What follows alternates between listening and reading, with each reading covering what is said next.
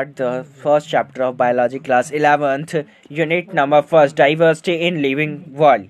Biology is the science of life formed and living processing the living world, comprising an amazing diversity of living organisms. Early man could easily perceive the difference between inanimate matters and living organism.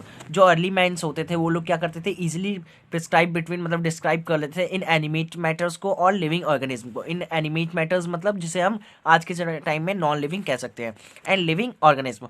Early man defined some of the inanimate matters, और inanimate matter के अंदर किसको रखा जाता था, wind हो गया, सी हो गया, फायर एटसेट्रा. ओके,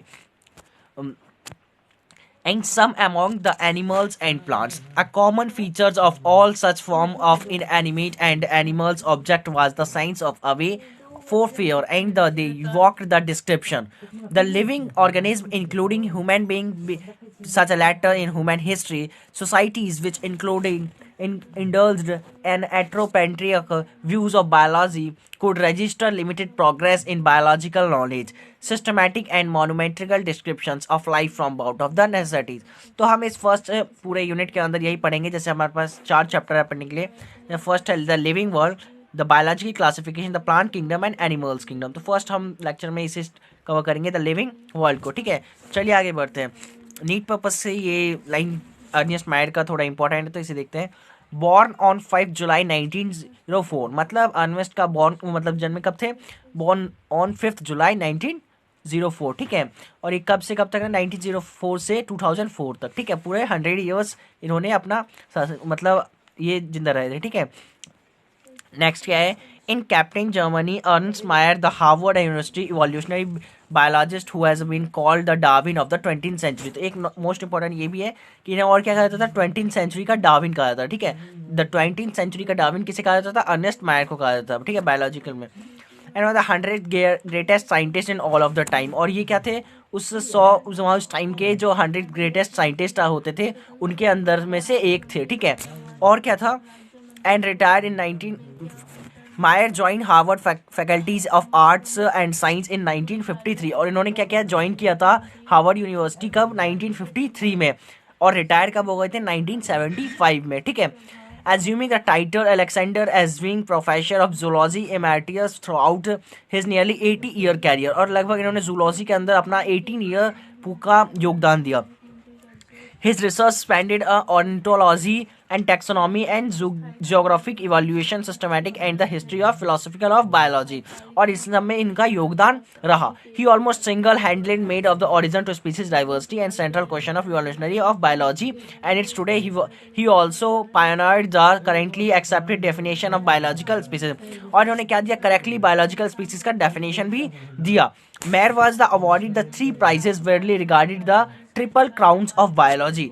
इन्हें क्या चीज़ मिला, 3 प्राइज मिले थे. कौन कौन सा, एक तो था बाल्सन प्राइज, कब मिला था इन्हें, 1983 में. सेकंड क्या मिला था इन्हें, the international prize of biology in 1994, and the crease, and last क्या मिला था, the Crafoord prize in 1999. Mayr died at the age of 100 in the year of 2004. तो इतना इंपॉर्टेंट है. ठीक है, इसमें से मेनली 3 चीज़ इंपॉर्टेंट है. इनका जन्म कब हुआ था, इन्हें क्या कहा जाता था, Darwin of the 20th century, और इन्हें कौन कौन से प्राइज मिले थे. ठीक है, ये हो गया, एक इंटरनेशनल वाला हो गया, और एक लास्ट ये हो गया क्रैफोर्ड प्राइज. ठीक है, तो हमें मेनली ये चीज़ याद रखना है. ठीक है, अब चलते हैं नेक्स्ट एक्सरसाइज पे चलते हैं. नेक्स्ट स्टार्ट करते हैं. तो एक्सरसाइज में क्या स्टार्ट करते हैं, द लिविंग वर्ल्ड से. ठीक है, फर्स्ट हमारा ये है. तो इसके अंदर हम क्या क्या देखने वाले हैं, what is living, diversity in the living world, taxonomical categories and taxonomical aids. ठीक है, तो फर्स्ट हम स्टार्ट करते हैं, how wonderful is the living world. How wonderful is the living world. The wide range of living types is amazing and extraordinary habitats in which we find living organism, be it cold mountain, deciduous forest. मतलब जो हम अपने चारों तरफ देखते हैं living world's को, बहुत ही सुहावना है. ठीक है, हमें यहाँ पे बहुत सारी चीज़ें दिखते हैं. जैसे हम देखते हैं कोल्ड माउंटेन्स को, ठंडे पहाड़ों को, डिसीडियस फॉरेस्ट को, ओशियंस को, समुद्र को, फ्रेश वाटर लेक्स को, झीलें को, डिजर्ट्स, रेगिस्तान को, हॉट स्प्रिंग्स, लीव्स और स्पीचलेस, और भी बहुत सारी चीज़ें जो बोल नहीं सकती. The beauty of galloping horse of the migrating birds and the valley of flower are attacking sparks evokes away to deep sense of wonder. और भी बहुत सारी चीज़ें हैं जो हमें लुभावना लगता है देखने में. ठीक है, The ecological conflict and cooperation among the member of population and among the population of communities or even molecules traffic inside the cell make us deeply reflect. And what is indeed is life? और हम ये जानेंगे कि exactly life होता क्या है. This question has two implicate questions within it. The first is technically one and seek answer to what is living. What's living is opposed to the non-living. मतलब किस क्या चीज है जो लिविंग और नॉन लिविंग को अपोज करता है, मतलब डिफरेंट करता है.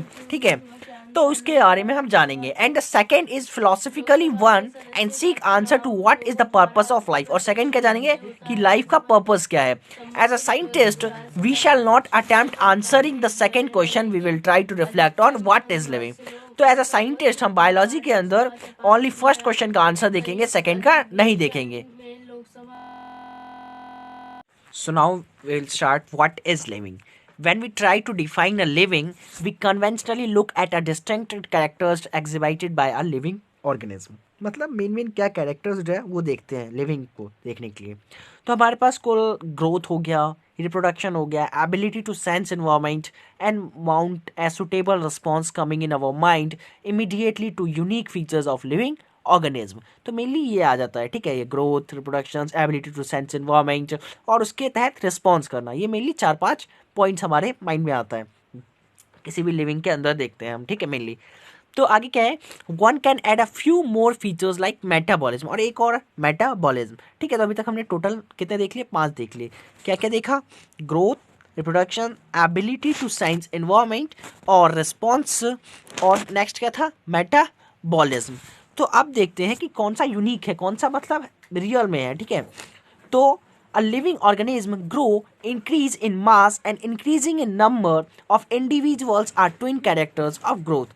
मतलब क्या होता है, लिविंग वर्ल्ड में अगर कोई ऑर्गेनिज्म ग्रो कर रहा है तो इसका मतलब क्या है, उसके मास में इंक्रीज हो रहा है और उसके नंबर्स में इंक्रीजिंग हो रहा है. Increase in mass and increasing number of individuals are twin characters of growth. ठीक है, तो ये क्या होता है, ट्विन कैरेक्टर ऑफ ग्रोथ होता है.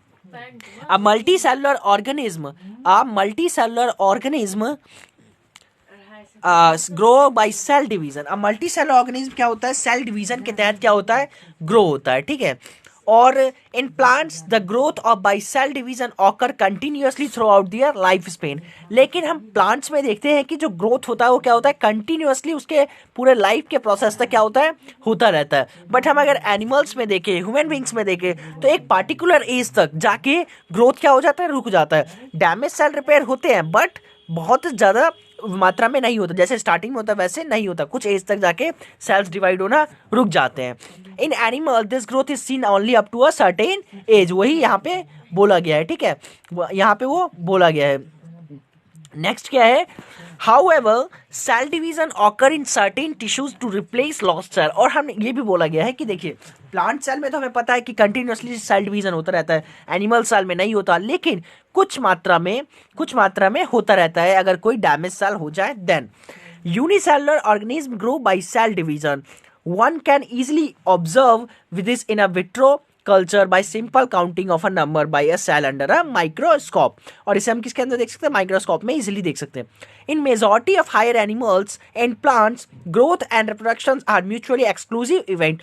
और क्या देख सकते हैं हम, majority higher animals and plants में हम क्या देखते हैं, ग्रोथ क्या है, रिप्रोडक्टिव मैनुअल एक्सक्लूसिव इवेंट्स हम देख सकते हैं. One most remember that increasing in body mass is considered as a growth. हम देखते हैं कि जो इंक्रीजिंग इन बॉडी मास होता है उसे हम ग्रोथ के कैटेगरीज में रखते हैं. बट हम ये भी देखते हैं कि non living objects also grow if we take increasing in body mass as a certain as a growth. और हम ये भी देखते हैं कि नॉन लिविंग भी ग्रो होता है क्योंकि उसका बॉडी मास इंक्रीज होता है. जैसे पहाड़ों को देख लीजिए, उसमें क्या होगा, उस पर धूल मिट्टी आता रहेगा तो जम के क्या हो जाएगा, उसका वेट इंक्रीज हो जाएगा. सो इसमें क्या हुआ, नॉन लिविंग भी क्या हुआ, फिर से ग्रोथ हुआ. एग्जाम्पल में दिया गया है कि mountain, boulders, sand mounts to grow. However this kind of growth exhibited by non-living objects is by accumulation of material on the surface. In living organism, growth is from inside. Growth therefore cannot be taken as a defining property of living organism. और इसी कारण से कि non living भी growth कर रहे हैं, that's why we can not say कि जो ग्रोथ है वो क्या है, defining property of living organism है. ठीक है, लिविंग ऑर्गेनिज्म का प्रॉपर्टी है बट डिफाइनिंग प्रॉपर्टी इसे नहीं कह सकते, इसे नहीं कह सकते ग्रोथ को। नेक्स्ट क्या आ जाता है, रिप्रोडक्शन। अब रिप्रोडक्शन क्या है, लाइकवाइज है characters of living organism. Reproduction क्या कह सकते हैं, स्मॉल में लाइकवाइज है characteristic of a living organism. In multicellular organism reproduction refer to the production of pregnancy progress features more less similar to those parents. मतलब इसके तहत क्या होता है, उसके जनरेशन को इंक्रीज किया जाता है। और क्या होता है, we refer to a productions organism reproduced by us means also fungi multiply and spread.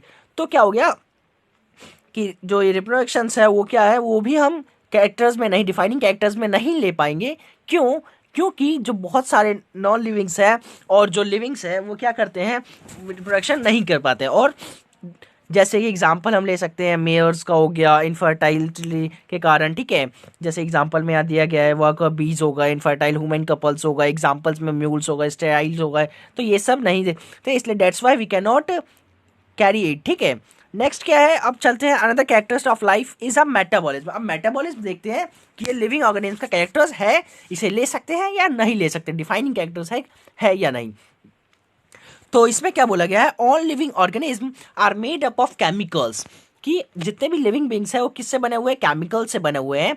These chemicals small and big belonging to a various classes size functions etcetera are constantly being made and changed into some other biomolecules, and these conversion are chemicals reactions or metabolic reactions. They are thousands of metabolic reaction occurring simultaneously inside all living organism। और हम जानते हैं कि जो metabolic क्या है, metabolism क्या है, एक रिएक्शन है जो कि क्या होता है हर टाइम किस लिविंग बॉडी के अंदर होता रहता है। ठीक है,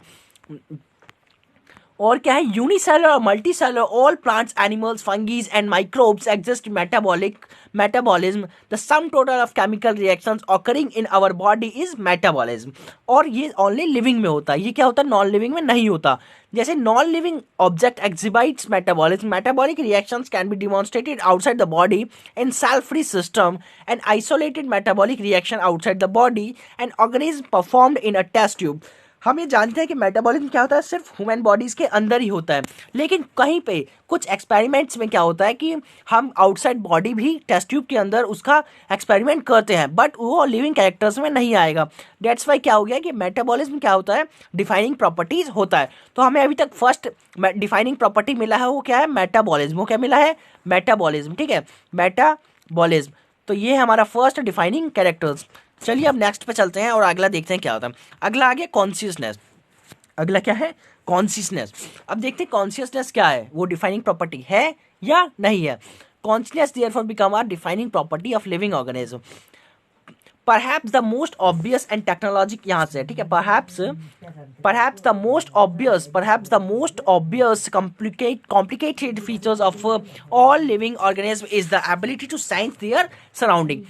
मतलब कॉन्शियसनेस का मतलब क्या होता है कि किसी भी अपने सराउंडिंग को मतलब महसूस कर पाना, ठीक है, उसके तहत रिस्पॉन्स कर पाना, इसी को क्या कहते हैं, कॉन्शियसनेस कहते हैं। ठीक है, we sense our environment through our sense organ. हमारे पास कुछ सेंस ऑर्गन है जिसके तहत हम क्या करते हैं, अपने सराउंडिंग को सेंस कर पाते हैं और उसके तहत हम रिस्पॉन्ड कर पाते हैं।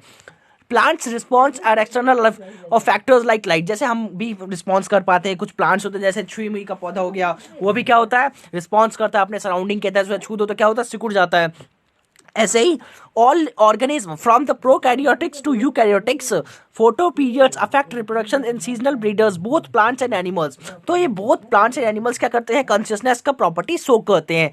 And all organism handles chemical entering their bodies and all organism therefore are aware to their surrounding. Human being is the only organism who is aware to himself. और एक पॉइंट और, जो सिर्फ ह्यूमन बीइंग ही क्या है, वो जो है क्या करते हैं, अवेयर है खुद के हिमसेल्फ के लिए, ठीक है, अवेयर रहते हैं, प्लांट्स नहीं रहते। तो ये क्या है, ह्यूमन बीइंग्स को क्या और क्या कह सकते हैं हम, सेल्फ कॉन्शियसनेस भी कह सकते हैं। तो कॉन्शियसनेस भी हमारा क्या आ गया, सेकंड प्रॉपर्टी आ गया, डिफाइनिंग प्रॉपर्टी आ गया। फर्स्ट क्या था, मेटाबॉलिज्म, सेकंड क्या आ गया, कॉन्शियसनेस। चलिए अब नेक्स्ट चलते हैं। कॉन्शियसनेस के बारे में एक और चीज बोला गया है, when it come to a human being it is all the more difficult to define the living state. हम कभी कभी किसी केसेस में देखते हैं कि जो कोई पेशेंट होता है वो कोमा में होता है, इसका सिर्फ हार्ट चल रहा होता है, लंग्स चल रहा होता है by the help of machine. तो उसमें क्या होता है, ब्रेन डेड, वो इंसान, the patient is otherwise a brain dead. मतलब वो ब्रेन डेड होता है। The patient has no self conscious, उसके अंदर सेल्फ कॉन्शियस नहीं है। Or such patient who never come back to a normal life, living और नॉन लिविंग। उसे आप क्या किस कैटेगरीज में रखेंगे, लिविंग में या नॉन लिविंग में, उसका कमेंट कर दीजिएगा आप। फिर ठीक है, अगले वीडियो में आप लोग को बताऊंगा। In higher classes you will come to know that a living phenomena are due to the underlying interaction.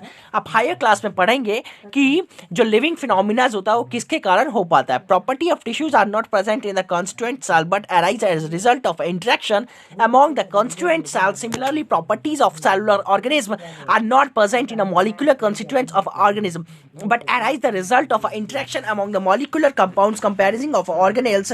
These interaction result and emergent properties at a higher level of organism. मतलब consciousness क्या होता है, self consciousness नहीं होता। जो coma में वो person होता है, पेशेंट होता है, बट उसके अंदर कॉन्शियसनेस होता है, उसका जो कुछ फंक्शन होता है वो काम कर रहा होता है। डेट्स वाई हम इसे लिविंग कहेंगे।